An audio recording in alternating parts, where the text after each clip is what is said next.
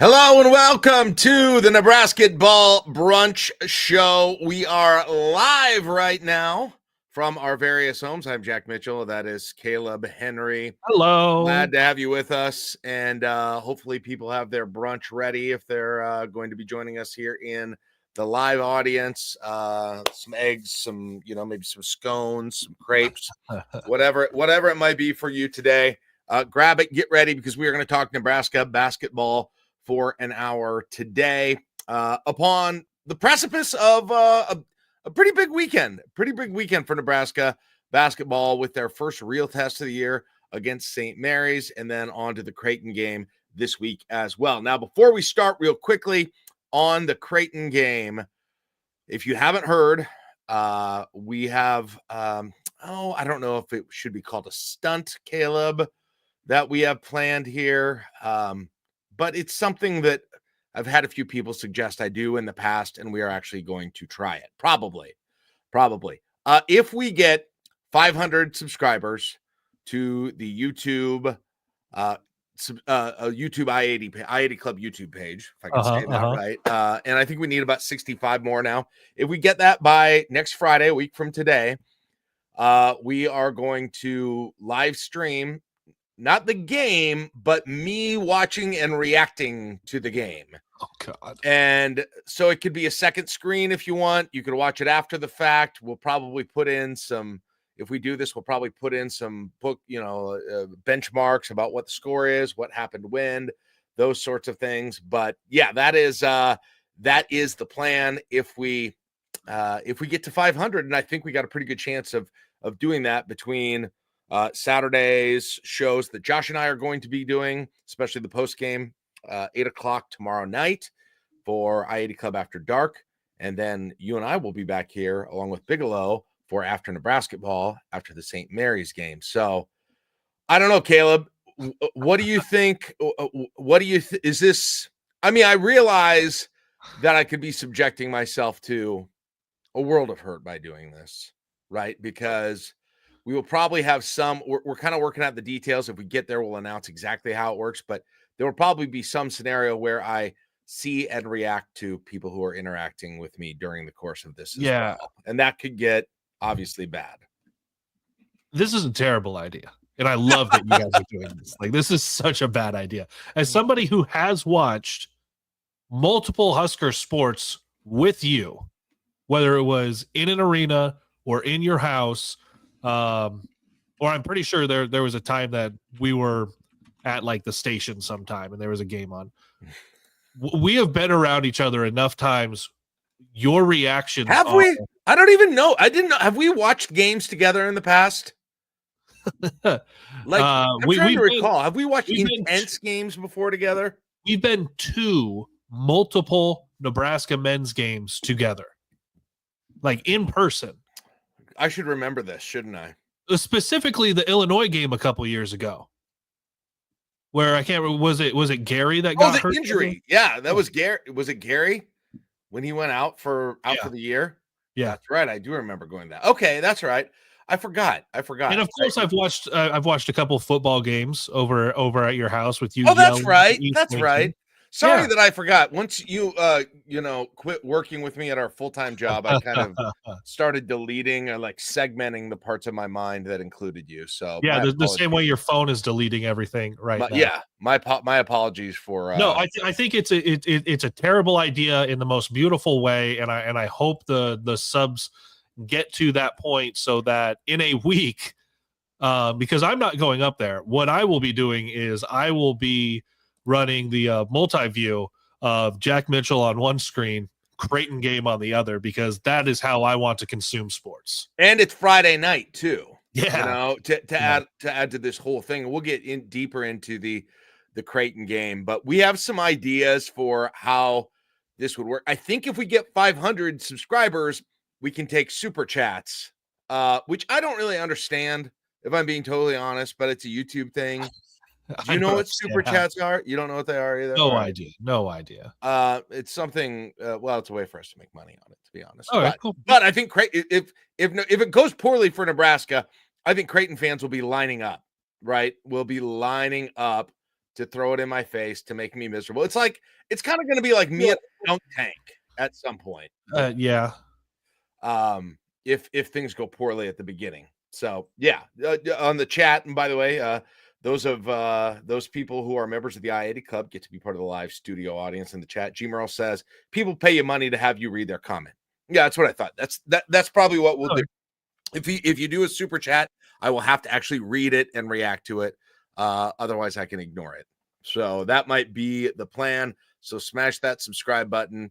And also, if you're watching, smash that subscribe, yeah, like, and tell your friends and share. And we double broadcast our basketball stuff on both I-80 Club and Husker Max. So subscribe to Husker Max too, Kaleb. I know you got a lot of stuff. A lot of stuff on there too that people are going to be want to be aware of. So oh yeah, for sure. And obviously press conferences. I've been rolling out Huskers today the last couple of weeks. Didn't do yesterday, or I probably won't do one this afternoon. I haven't felt great, but of course I brunched up and I'm ready to go this morning to talk some Husker hoops. Right. I'm not ignoring you. I'm tweeting that from the I-80 Club account, which I can't do from my computer, that we are starting this whole thing. Anything else? Yeah, we will be, we're going to have Bigelow live in Sioux Falls on Sunday. That's going to be fun, right? From the Sanford Pentagon, as he'll be up there. I'll be here in my bedroom. You'll be there in your dungeon, and we'll roll things out with the best internet I've had all season. So that game starts at 2, correct? Is that a 2 o'clock start for St. Mary's? I have that in my head for some reason. We'll check that. No, sure. It's at noon. It's at about 2:30 that we'll go on. That's what it may be. 2, starting at 2 in the Atlantic Ocean. I was, for some reason, thinking of the time that we go on. But yeah, we'll go on about 2:15. 2:15, we'll see if we can get Bigelow. Hopefully the internet will hold up. Bigelow can join us live from the Sanford Pentagon after hearing from players and coaches afterwards. That place has the nicest parquet floor. Have you ever noticed that? It's beautiful. It's beautiful. Why does nobody else have a floor like that? Do they not do that anywhere? In any floors like that anymore? You don't see that. I know the Celtics have that, but no. And it's the probably the biggest frustration when you see that floor is knowing that Nebraska updated theirs inside Pinnacle Bank Arena, and it's just like great corporate basketball floor. Good job. It's nice and clean, but nobody will ever remember this floor. I think I get what you're saying there, but I would be surprised if we don't see this. There was such an uproar about the state outline being gone. I'm going to guess that we see that back again. That feels like a Trev decision that was already down the pipe, right? Yeah, and there are probably multiple things. Not that everything Trev did was wrong when he was AD in Lincoln, but a really good PR boost for Troy is pretty much anything. Go, yeah, Trev did that. I'm going to reverse that. Yeah. And Troy's a man of the people. I don't know how much that costs to get a state on there. I can't imagine it would be much. I don't really know how that even works, but I feel like that's a pretty when you do something that's pretty unanimously disdained by the fans, probably a good sign that you ought to change it. Yeah. Because fans disagree on everything, and this is one where like pretty much everyone agreed that this was a bad idea. Yes. Like I think that was at least I'm trying to think of less popular decisions within or at least like this level of unanimity on decisions in the athletic department. Like I think more people were mad about that than are normally mad when Nebraska football wears the surrender whites, because there's like an anti group of surrender whites people who like to poke the people who don't like surrender whites. I don't think that group exists on the Nebraska state outline. I've never met anybody who's glad it's gone. No, there's really not, because you had more people, like it was more split even with the tearing down South Stadium, which is probably going to happen still, guys. Yeah. But like that was split, and you get to any of the football throwback alternate uniforms, it's usually split. The state outline on the basketball floor is as close to 100% as you're going to get. I think in Husker athletics history, there's been no debate within Husker athletics that has been more one-sided than this one among the fans. I bet you could find more people who want to see Danny Kalin start against USC than want to see the Husker state outline never come back. Yeah, like I honestly barely. You'd have a hard time finding a take. You're probably more split on who should start at quarterback this Saturday. You were probably more split up until a week ago about who should be the offensive coordinator moving forward. Yeah. Like that's how big of a difference it is with the state outline on the court. G-Murrow makes a good point. NBA's changing their courts for the NBA Cup 2 times a week. Can't be that hard. That's a great point. Yeah, exactly. How can you get because they've done with that. I assume they have full courts they move in and out though. They need to build a whole court to get the state on there. But just put some did somebody have electrical tape or something we could do this with? Can't they do LED courts? I mean, I think I mean, what do you mean? So then you can change the design at any time. It doesn't have to be. Oh, that's the future. That's the future of courts. I thought they did that at like the All-Star game. They did, but I don't think that's regular standard courts anywhere yet. Nebraska has the money. Make it happen. That's right. Nebraska basketball flush with money. Be the first Big Ten team to have an LED court that can change every single game. Yeah, Andre says that All-Star game LED court was sick. I'm not disagreeing with you. It was awesome. I think it will be the future. I tend to think we might not be ready for that here at Nebraska basketball. I think we are. I mean, I'm ready. It sounds cool. Imagine all the things you could do with the little state. Here's what I would like. You make that state outline, and every time Nebraska hits a 3, which I know we'll get into has not gone great so far through 3 games, but every time Nebraska hits a 3, the state outline grows a little bigger. For every retweet, I will make this hat a little bigger. No, well, here's what I want to see is like, someone makes a shot and then all of a sudden there's a little thing that pops up on the floor and it is the continuation of the map from Nebraska and like what city, right? And like what city that basket was made from.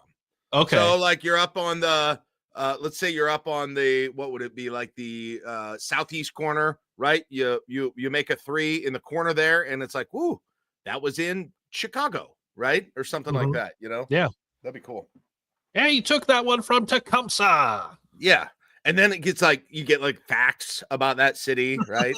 They're just all Windy City, right? It's all showing up in the back court. So the fans are like, okay, I got a lot of entertainment in here. Right. I'm not, you know what? I'm super into that idea. I'm good with that. There's a lot you could do. Basketball has a lot more options like that because of technology to get people to games than football. You know, have you ever noticed, like we talk so much about how hard it is to get, I feel like it's getting less fun to go to football games and it's getting more fun to go to basketball games. Well, think about the new LA Clippers arena and everything they're doing where it's obviously there's the basketball going on. And this is always the interesting argument when it comes to football and Mike Schaefer from 24/7 talks about this a lot, the in-stadium experience at Memorial Stadium. I think the experience is really good at Pinnacle Bank Arena. Obviously, I think it could be improved. I think just about everything could be improved. It was cool to see the national anthem done by a guy on electric guitar. That was pretty sick this last year. I missed that. I enjoyed the heck out of that.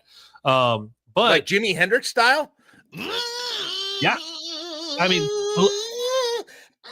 oh, can't get to that note. A little more subdued than Jimmy. Okay. But they're going through and every timeout is about how do you engage the crowd. And I know like there's t-shirt tosses and there's the half court shot and sometimes there's like that putt for a Porsche and all those different things. But you're right. Basketball lends itself to being a place that can be nonstop entertainment, whether or not the game is going on. Yeah. As long as the crowd doesn't leave at the under 8 or under 4 timeout to beat traffic. Like I don't know what it is, but I am reluctant. Of course, it's the time commitment. That's a part of it, but I am more inclined. I've always been inclined to go to basketball games, I guess, but I feel like I'm increasingly. Well, for instance, it's easier to get my wife and daughter to go to games than it's ever been. Yeah, I think, and I don't know. I'm not sure exactly why that is, but it feels like that experience overall is improving, and specifically related to Nebraska because the parking situation improved so much by going from the Devaney Center to PBA. And I know that's now a 12-year-old story. And so a lot of people don't, but it's still sort of amazing to me that I can park just at a parking garage 2 blocks away from the stadium and get out pretty efficiently and then get on the street and not get completely tied up. It's so much better than that used to be. And it's not even the parking garages for PBA. There's the festival lot that's right across the pedestrian bridge. I've never parked there. And I park there every game because it's free for media to park there. But that lot gets fairly full around the area to get around, to get up to the pedestrian bridge to go over the train tracks. I love it. Like, other than when it's a 50-mile-an-hour in-your-face wind on an 8 p.m. tip on a Tuesday in January, like, that sucks. Yeah. But that's, like, anywhere you're walking is not going to be great. But yeah.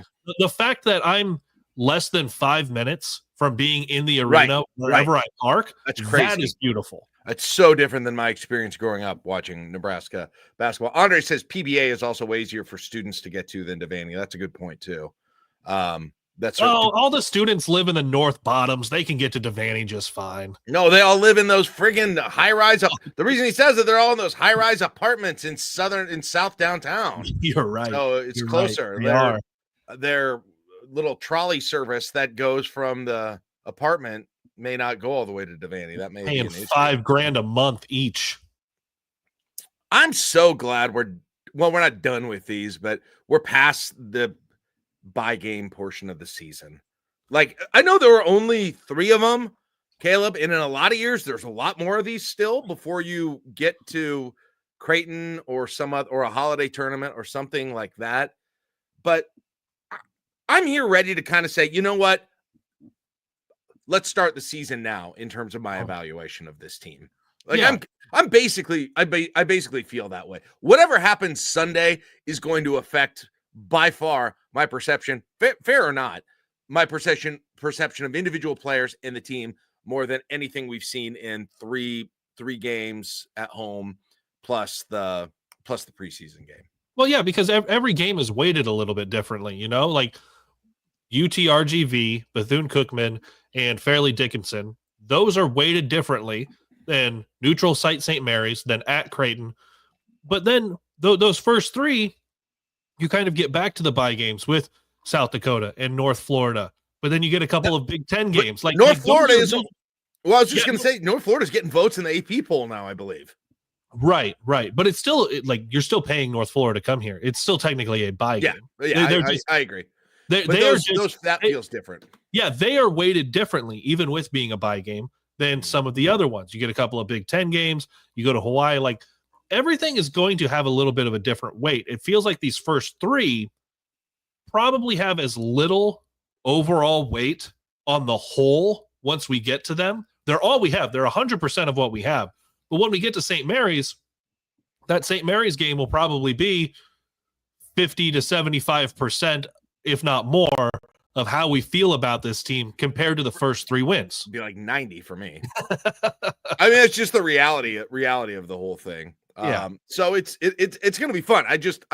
I'm really looking forward to seeing how this team, you know, and it's got to be a completely different. I don't know. What do you think? I mean, you were more of an athlete than I was. Like, I think we've seen it a ton in football. The difference when a game has hype around it, when the opponent, you know, on just by being the opponent is exciting to you when it's a big game versus when it's just kind of an 11 a.m. yawner on all those things. How big a deal do you think that was in these first 3 games for Nebraska basketball? I mean, I think the crowds were okay. The 300 level was super sparse. So it's not quite. But like, even just like the mindset of the players, I mean, well, yeah. Well, just the ability to get hyped.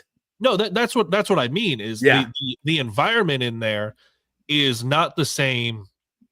Let's think back to really any conference game last year, but like Purdue and Wisconsin, like how electric the place is in there. It's really easy from an athletic mindset to go, yeah, I'm pumped. I am in it because I can't hear anything.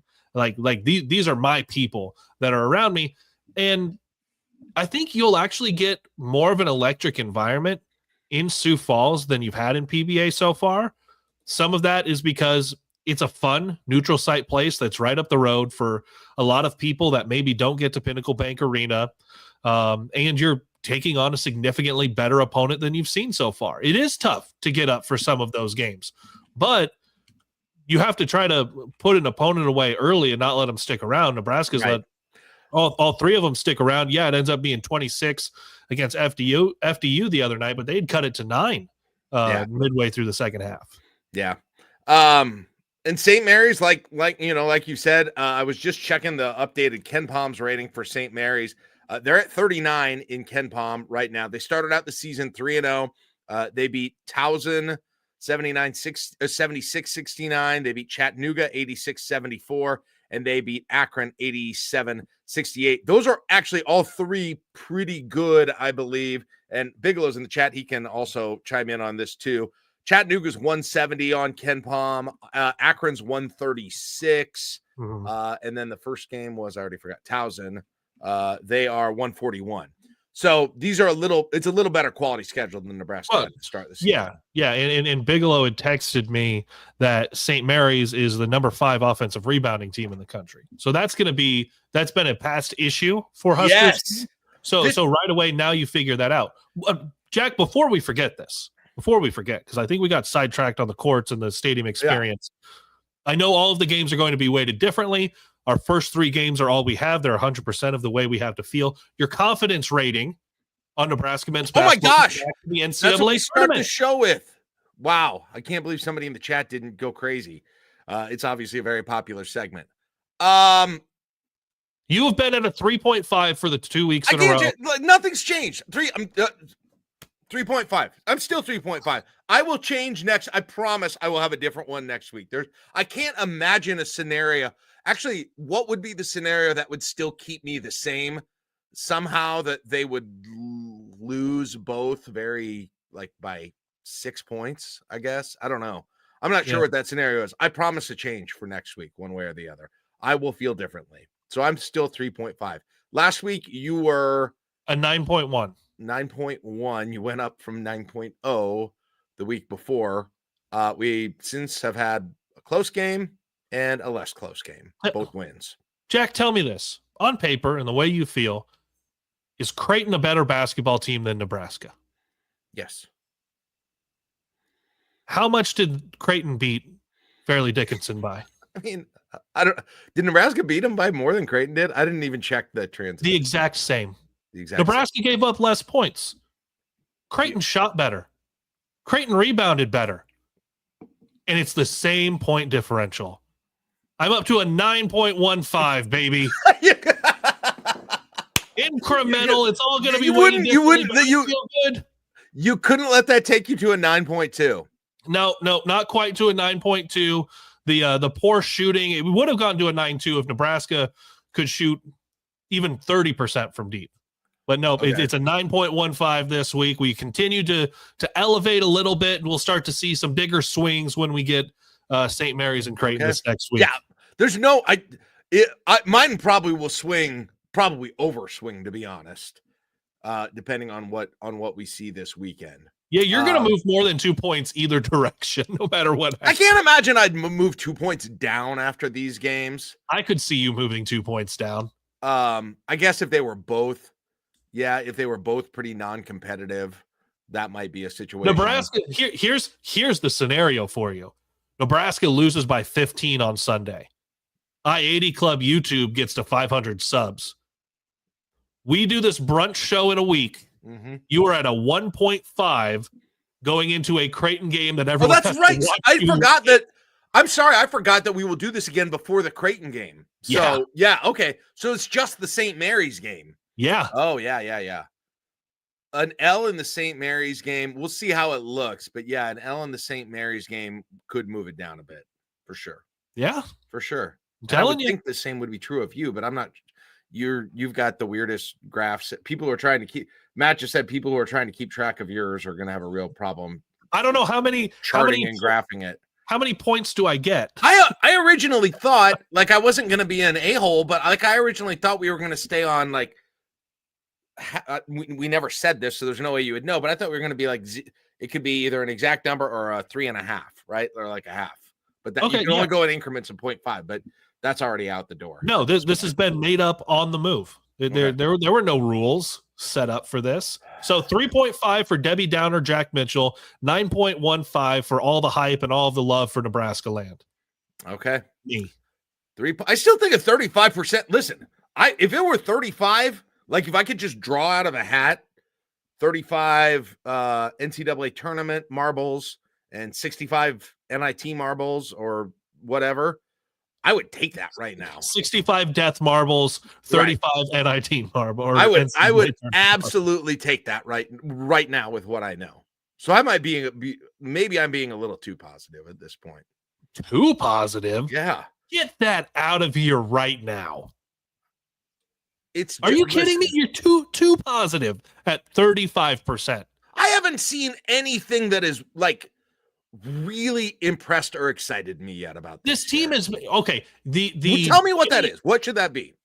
Defensively, they are a better team defensively. They have shown through the first 3 games they are a better team defensively. They are a better rebounding team. They're better at getting to the free throw line and making those free throws. Think about a couple of years you just ago. Gave me the two least sexy. You just gave me the two least sexy reasons ever to get excited for basketball. Who needs? I can't get. Hey, I can't get psyched up about better free throw shooting, Caleb. Okay, it doesn't need to be sexy and exciting. And look, now we can see Braxton Mia's midriff. Oh, it's got Jack Mitchell's attention. No, what they're doing is they are winning games. Defense travels. They're going to start hitting shots. Yeah, they obviously have to hit shots against St. Mary's and Creighton, but the defense is playing well. Feel good about that. Feel good about finding a way to still score points, getting to the free throw line and making them at a high clip. I think the problem was I was looking forward to coming out of these first 3 games and having an individual player that I was just super excited about. Ideally, one of the newcomers. Gavin Griffiths. He had a better game. I'm not there, Caleb. I mean, the heart wants what it wants. Yeah. So I'm not there yet with anyone. Like, who would you say your stock is up for you most on in the first 3 games of the entire team right now? Stock up? Yeah, like who have you changed or gotten more excited for, even if it's one of the people who came back that you knew some about? Honestly, probably Aaron Eulis. I was really down on him coming into the year, and I think he's played well, especially when they've gone to some of those small ball lineups. Potentially, Berkay at the 5, because I feel like that's different than Berkay at the 3 or the 4, where he's played. I'm excited about the idea of that. I haven't seen enough to get me excited. And then I guess from there, to your point, it's probably Cale Jacobson. Okay, jeez. You played, 5 minutes? God, it was a beautiful 5 minutes. And Matt says in the chat, and this is right. He says, "Still chasing the dragon." That's Casey. You're not going to get it. You hit I know. I am. I have a phobia of not feeling that high and being disappointed. Right, of chasing the high that you got the first time around with Casey, and not the first time around, but last year. And I obviously am bracing for the disappointment of not feeling that high again right now. And because I saw some of the conversation on social media the other night during the game, and I recognize it, and I understand that feeling, especially for folks that are like, it's still football season. They're going to kind of get into basketball now that you're getting some better teams. For all of the good that Keisei Tominaga was for Nebrasketball, he has ruined the experience for folks, especially if they're casual observers and just want to go get a little bit of that excitement, or even the diehards who were living and dying with any time Keisei Tominaga was within a mile of the arena. He has ruined that experience because of how exciting he was as a player and as a person, and Nebraska is just not going to have that guy. You have to find different ways to gauge success and how exciting the team is based on particularly one guy is not going to be that metric. And your suggestion for that is to get excited about free throw percentage. We get excited about finding a way to win games, winning games. That's the excitement. The wild cocaine high of Casey, a nice decaf coffee, better free throw shooting. It's hard. Okay. Well, here's the thing. You don't get the cocaine anymore because the cocaine graduated. You got to take what you get and you hope it wins games. Listen, the feeling will be there if they can have a good next 2 games, right? And Yeah, of and to be course. honest, if they do, that's the thing. If they do perform well in the next 2 games, there's going to be a couple of players that emerge. And obviously, the chat mentioned Gary, obviously, and Gary has played well.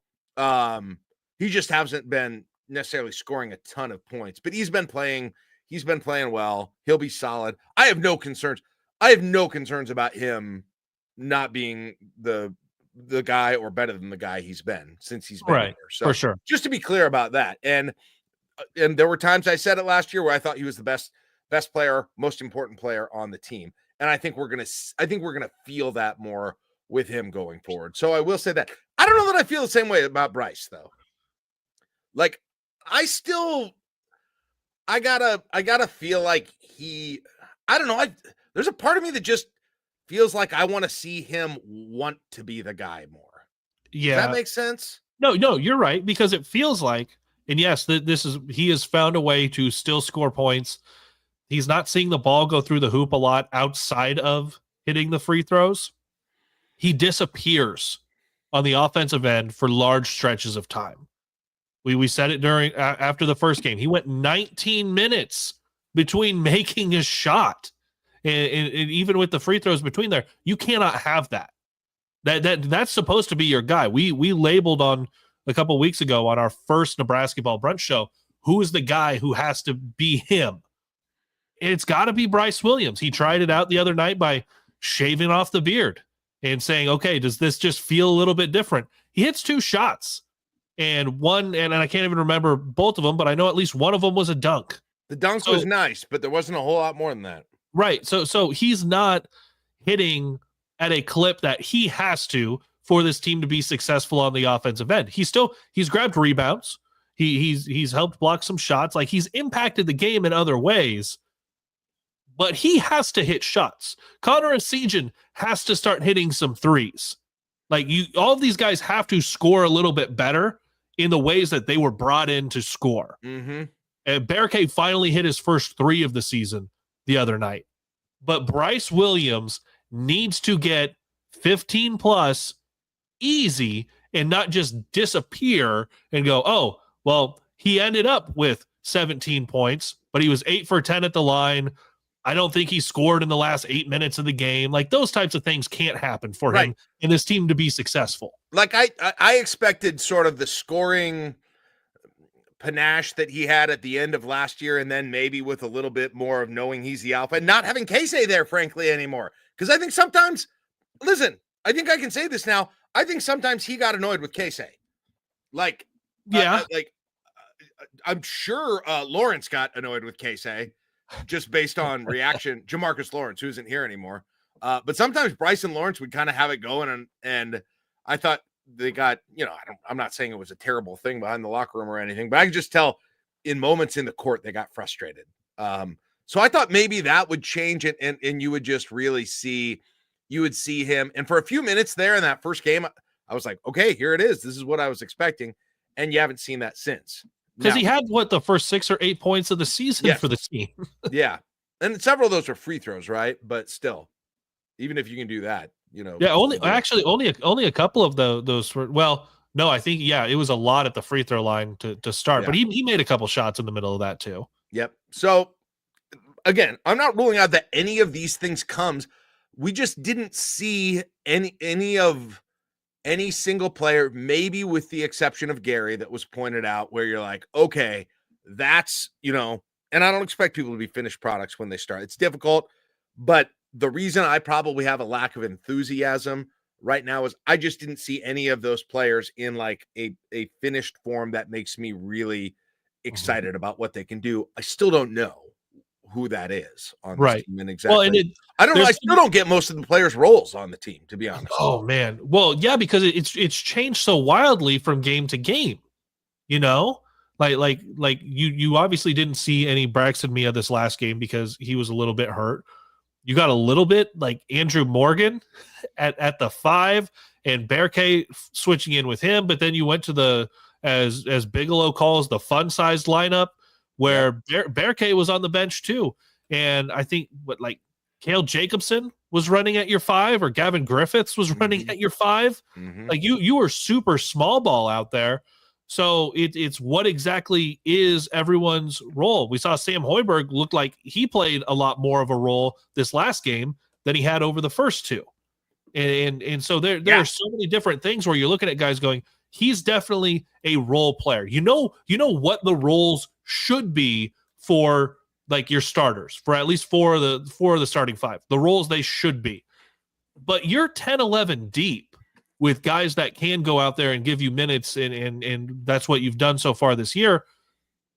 But what exactly are their roles when they come in? Like when a Sejan comes in, is he supposed to be hunting the 3-point shot? Is Griffith supposed to be doing that or slashing to the rim? What exactly is Sam Hoiberg supposed to continue to not look for his shot, especially if he's got a breathing room? These are all questions I have. These are all exact questions I'm asking. Yeah. So you've got all of those, and so many of those question marks around their role revolve around the offensive side of the floor. That's where the question marks are. And part of the reason for this is what Dave says in the chat. He said, Fred's clearly tinkering and experimenting with lineups and rotations, kind of like John Cook was doing in September. 100%. Right. And I'm not I realize that's part of the reason why this is happening. Here's the giant difference in that, though. John Cook can tinker with the lineup in the program that he's built Nebraska volleyball to be over the last 25 years. And it's going to be wildly successful just about in anything that he does. Tinkering with the lineup for Nebraska men's basketball and the Fred Hoiberg era, but even the last however many years, it's a little bit, I have more apprehension about that because I don't have a baseline of success. Right. You just wanted to see him. It's going to work out. You kind of wanted to see him come in with knowing what the plan was going to be and having it work. And maybe we'll get more, what you're saying, I think. Yeah, and maybe we'll get more of an idea of not necessarily the tinkering, what does Fred really think this team is? What does he think the role should be in Sioux Falls on Sunday? I'd love to know what, where he's at, but they haven't had a lot of time to establish that. And so it's going to be, I think a bit of trial by fire in these next two to put them in those places that you're not going to be able to tinker in these two games, right? You're going to find out what he thinks the best situation is in these next two games, right? Yeah, for sure. And what do you think that looks like? Like if you had to guess, we've seen some weird things. Jacob on the chat is talking about how Morgan played the same amount of minutes of Cale Jacobson. Do we see Cale Jacobson on Sunday or Friday, right? Do we see more of Morgan? Do we see less of Hoiberg? And by the way, and Bigelow gave us a good little breakdown of St. Mary's on our After Nebrasketballl show. Their top players right now are probably I'm going to miss Morauskas, the Lithuanian that he was talking about, and then Maršalonis, also Lithuanian. Morauskas is 6'8", 235 forward, and then you've got Maršalonis, who's 6'4", 200-pound guard. They are their two leading scorers right now, 18 points and 16 points, and then they've got another guard, Mikey Lewis, who is out of Oakland. He's a freshman, 6'3", 180. And he's also scored it pretty well so far this year. So looks like not a huge team necessarily. That's mainly why I was looking. Luke Barrett's another guy who gets a lot of minutes from them. He's 6'6" at the forward position. Jordan Ross is another guard. He's 6'3". So it doesn't look like a huge team. What does that make you think about in terms of what the best optimum lineup and usages for some of the guys on the team this week? Well, you look at their size, but also the fact that they crash the offensive boards in a successful manner. So you probably, if Mia's healthy, Fred has started him every game he's been healthy. And by the way, real quick, their center I didn't mention is Saxon. He doesn't score a ton of points, but he's 6'10", 250. Yeah. So he's their big 6'10", 250. So. Yeah. So Fred has shown that he'll start Mia if he's healthy, but if he's not, you're probably starting Morgan at the 5, Berkay at the 4. I'm not against, because he is 6'10", Berkay at the 5. I'm not either. I like him in this game. Even if Mia is available, Again, it's all short samples, so don't take any of my thoughts on these players as gospel truth right now. Mia's defense didn't impress me early this year. It wasn't quite the rim protector I hoped I would see. In fact, I agree. I was more impressed with him, what I saw on offense, to be honest, from him than I was on defense. Bear K, though, just the opposite. Like, he looks like he's been coached really well defensively. He's got good footwork. He moves so He's well. got some size. He's got really good. I don't know. I thought, like, that's impressed me most about his game, to be honest, so far. Bear K is the defense. Yeah. So with a matchup like this, I kind of would be, I don't know, would you be surprised if they came out with that? If Bear K was the big again, even if Bear K at the 5? I guess it can't be a shocker they did it last time, but instead of Mia in there, even if he's healthy. I expect them to start with either Mia or Morgan at the 5, Bear K at the 4, and there's the potential that Mia and Morgan combine for 15 minutes on the night. Like, I expect them to start going with their kind of their bigger 5, but Bear K probably takes a lot more of the minutes at the 5 as the game goes on, which I think is it's shown. It's kind of been a little bit more of their better lineup. Yeah. Bigelow mentions that Bear K and Morauskas matched up this summer in the Euro Cup, and that Bear K got bullied by him.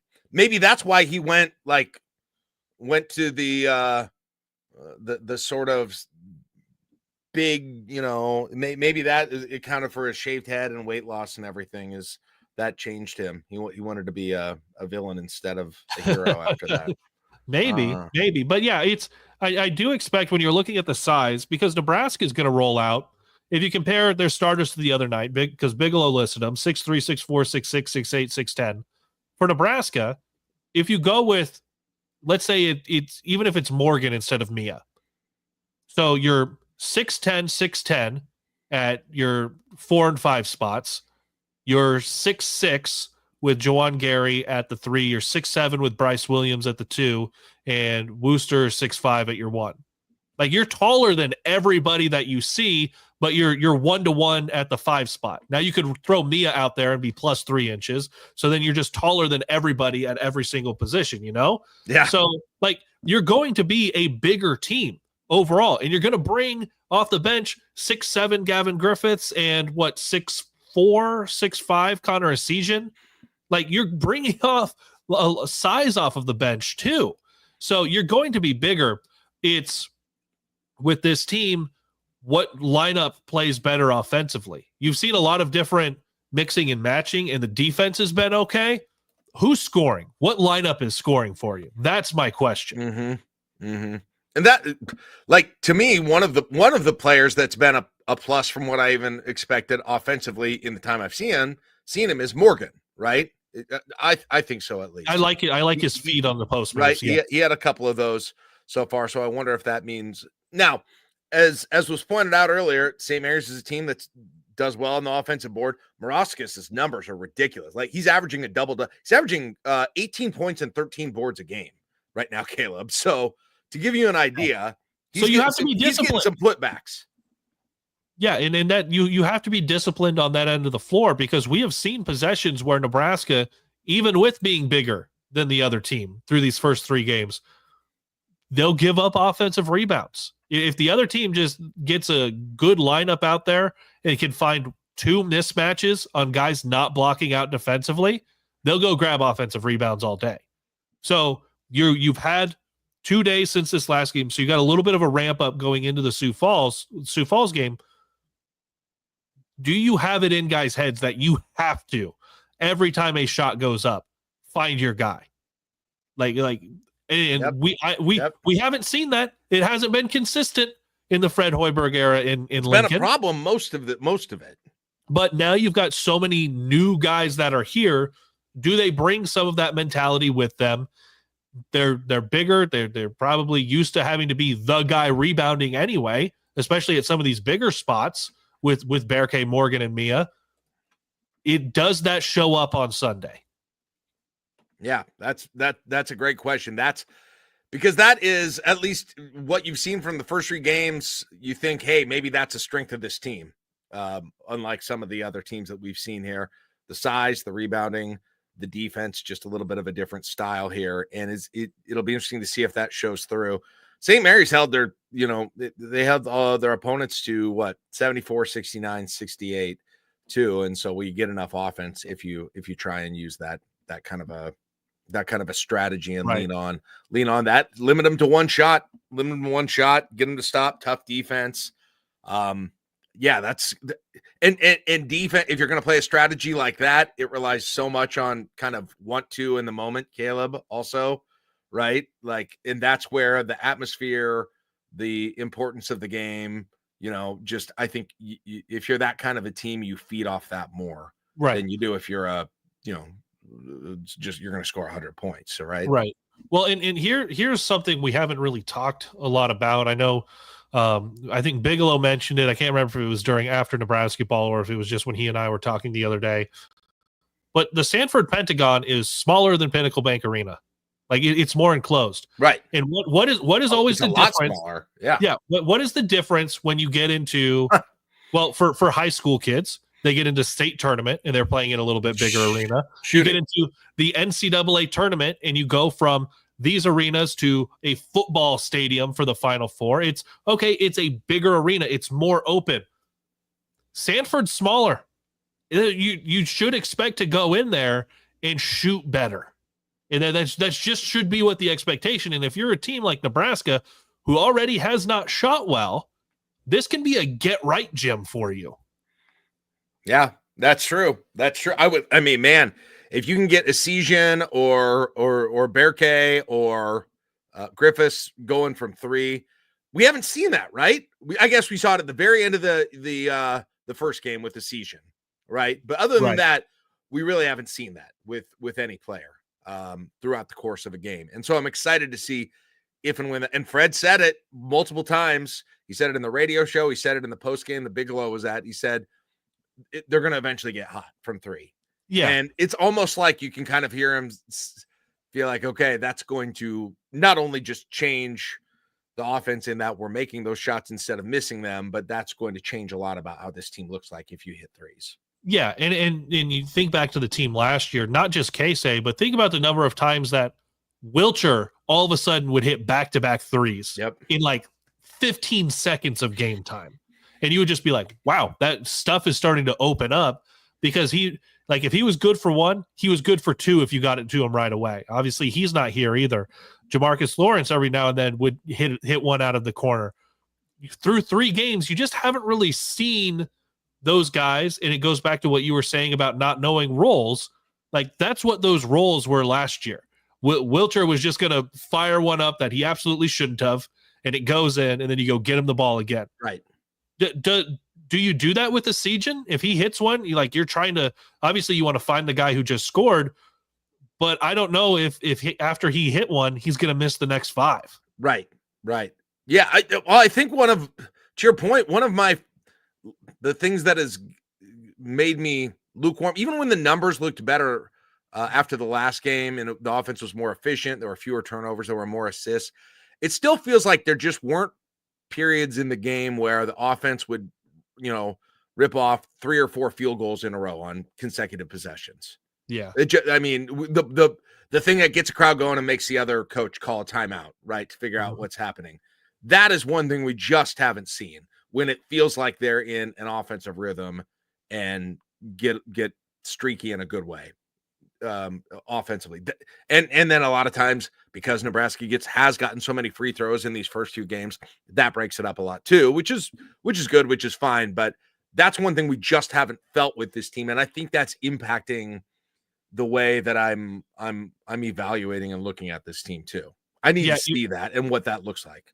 Yeah, you're not getting stretch where you come down the floor just in a regular offensive set and you hit a jumper, a layup, a 3, whatever it is, come down on the next possession, get a steal into a layup, next possession, force a miss, grab the rebound, push it up the floor, and get a transition bucket. Like, it's just there's not a consistency in the momentum offensively. Now, You did get a little bit of that with the small ball lineup. That's the closest you got to it. You're right. But that, and you Fun had size. and FDU, the fun size lineup, and FDU did call a couple of timeouts in the first half. I forgot about that. So you had a stretch where you had that happening, but it was very much with your non-traditional lineups out there. Yeah. It was with Cale Jacobson on the floor. It was with an offensive possession where Sam Hoiberg touches the ball 3 times, and he might not touch the ball for the next 3 minutes, but he touched it 3 times on one possession. Like, the ability, like, it's there to potentially do that. It just, you're not seeing it consistently enough. What do we think the catalyst was to the fun size group working that way off and being really the one moment? The only other exception I would say is when a season at the end of the UT asterisk ampersand sign. Yeah. I think there was the potential going in that you were going to have that because Braxton Mia wasn't playing. So you started to look at your bigs rotation between Mia, Morgan, and Berke. And if Morgan's not really playing a whole bunch and you already don't have Mia and Berke is playing your 5 spot, well, you're going to have to get Berke some rest on the bench. And Bryce Williams isn't hitting shots, so eventually he comes out of the game too. So I think some of it was, if you're already down a big, what does the lineup eventually become if you have to get your bigs some rest, if you have to get some of your starters some rest? And so I thought it was a nice way to mix it up. It's not something they went to for 10 minutes. It's not something they went to for an extended stretch in the second half either, but I think it was nice for them to have that prepared going into the game, because it was clear that they had that prepared. It wasn't just in the moment just started saying, okay, who's ready to go? I guess let's throw these guys in with this lineup. Like, it was clearly something they'd worked on earlier in the week. Starting with 3:15 left in the first half in that game. Let's see. No, I'll start I'll start a little bit further up. I don't know when that lineup went in. I think it was about here, the fun size lineup or some iteration of that went in. 5:15, Worcester makes a layup, turnover. Connor Season hits a 3. Those were within 20, 30 seconds of each other, right? You had that. So, yeah. And then Fairleigh Dickinson goes down. Season then misses a 3. FDU goes down, gets a couple of free throws. Worcester then gets fouled. He makes both of his free throws. Turnover, Hoiberg steal. Hoiberg makes a layup. That was one of the few sort of steal fast break points, right, that you saw during the course of that game. Then another turnover. I can tell you when the fun size lineup started. Okay. 6:16 left in the first half. Okay. Because Berke made a free throw. Yep. Sam Hoiberg and Raleigh Worcester come in for Aaron Eulis and Berke. Okay. So Berke makes that second free throw. They make a 3, and then Gary makes a 3-pointer. Then FDU makes a point, and then that Worcester layup into the Season 3 is what happened. But that was the most sort of cluster scoring that we saw throughout the night. And as I'm looking at it, you know what I'm seeing, Caleb? It was most of the time it was because there was a steal on the defensive side. Yeah, that setup. Cale Jacobson got a steal and a layup, right? Hoiberg got a steal and a layup. Worcester got a steal that ended up in first a miss, but then Worcester made a jumper off of that as well. Like, that was what got that whole thing going, was actually the defense of that group, the ability of that group to get steals and then push the tempo quite a bit. So when Berke goes to the line and they are subbing in this lineup, the score is 27-16. Mm-hmm. And you go to this lineup and you go into half up 45-25. You stretched it all the way to 20 points with that lineup to close out the half. And obviously, like, Berke comes back onto the floor. They mix some other guys back in. But predominantly, you were running with this different lineup with these different guys on the floor. It wasn't your starters out there. Right. Yeah. It was successful. We'll see if they try. I mean, some version of that with Berke. Maybe they'll bust that out a little bit as a changeup against St. Mary's. Now, the thing about when we get to Creighton is, as long as Kalkbrenner's in the game, you can't do that. obviously. There's going to be no fun size situation against Creighton. And I assume Mia is going to be using up a lot of fouls against Creighton. Well, that'll be the nice thing about having Mia and Morgan. Yep. Is you probably just go get super physical. Get as physical as you can. He's going to score. He's going to score. You're probably going to foul him. He'll get to the free throw line. Make sure you're defending him on the threes as well. But there's two of you here. You guys are going to get physical. If you both foul out, and we'll figure it out with Berke from there. But you guys have to get physical. And don't be afraid. If he beats you, okay, cool. A guy beat you, he lays it in. But if you've got a chance to defend it and force him to make the free throws, force him to do so. Yep, I think you're right. And he's going to get his points. There's no doubt about that. I mean, he's obviously looking good. They've got Kansas City tomorrow night, not, as in University of Missouri, Kansas City. And then that's their last game until they play Nebraska. So one more shot for both teams before they've got a chance to match up with one another. So Bigelow says Kalkbrenner bodied Morgan last year in Omaha. It might almost become everybody but him has to beat you. Yeah, I mean, listen, when they posted him up, do you remember they would double him every time the last 2 years that they played. And then they tried to force the game in Lincoln last year. They did that, but Creighton hit the threes like crazy off of it. But if Creighton misses 2 years ago, they weren't. They were missing all the threes when they doubled him and forced him to get it out there. And they were missing them, and Nebraska was getting rebounds, and Nebraska was playing good defense too. Or excuse me, Nebraska was getting some 3-pointers in that game too. So we'll get more into that game when it comes around. Next week, because we have, as I forgot earlier in the show, we'll have a full Nebrasketball brunch show before that game. So, all right, let's wrap things up here, Caleb. Any final thoughts before we get to encouraging people to join us for our future programming? No, it's just for me. I remain encouraged that they're winning games because we could feel very different if the team was even 2-1, even if you dropped one of these games. But the defense has showed up even without without even a semblance of decent shooting, especially from three over the first few games. So I feel good about this team going into Sunday. We'll know a lot more once we get to after Nebrasketball, about 15 minutes after the game. All right, there you go. A couple of things to note if you're watching us. I know the live audience knows this, but if you're watching us after the fact, please like and subscribe to the YouTube page you're watching on. And if you get to Husker, if you're on Husker Max, go over to I-80 and like it. If you're on I-80, go over to Husker Max and like it. We are trying to get 500 on the I-80 Club before the Creighton game. If so, we are going to put a camera on me during the entirety of the Creighton game. It's going to be a interesting experiment if that happens. We're pretty close to making it happen. I think we'll get there. But if you want to be a part of making it happen, go ahead and do that. And then here's the weekend lineup from the I-80 Club. Tomorrow, of course, Husker football game day. So that means Josh and I will go on for members only for our coffee show. That's at 9:30 in the morning. It's our pregame show every Saturday. We do it every Saturday the entire year, and that's only for members. So if you want to be a part of that, you like what you see there, go ahead, go to patreon.com/I80 Club, and you can become a member to see that. And then in the evening, 8 o'clock after the USC game, we will go on with I80 Club After Dark. That's our post-game show. That's free for everyone. That'll be live on YouTube. So you can join us then either live or you can listen to the podcast after the Please fact. be a bowl game celebration, please. And I've got my bowl. I have, if Nebraska wins, I'll be drinking various beverages out of my bowl here on Saturday night. That is the promise. Oh my God. Yeah. And you can actually have a really fun next week lined up. Yes. And then, I got to be ready for Saturday or Sunday, I should say, because St. Mary's game is at noon. And then we will go on with after Nebrasketball about 2:15. Again, like, subscribe, set alerts. And that way you'll be able to know when we go on along with Bigelow live from Sioux Falls. So yes. That's the plan.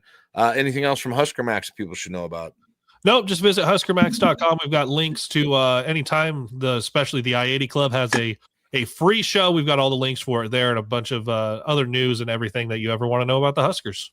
All right, that's it for Nebrasketball Brunch Show. Thanks, everyone, for joining us. We will be back here on game day. Next Friday is going to be lit, Caleb. Next Friday will be a game day edition.